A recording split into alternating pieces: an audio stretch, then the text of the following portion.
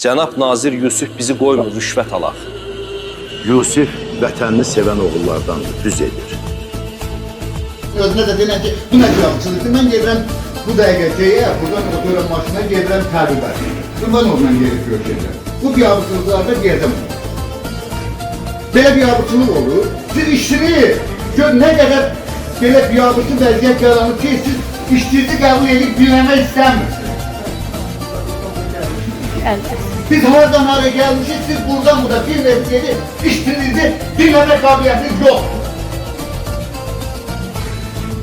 Siz bilirsiniz öyle kimle danışıyorsunuz.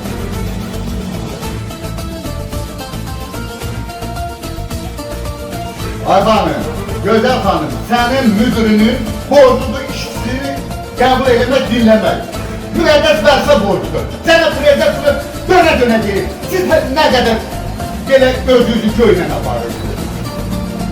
Sizin rəhbəriniz özünün vəzifə borcudur işçisini dinləməyə, vətəndaşı dinləməyə.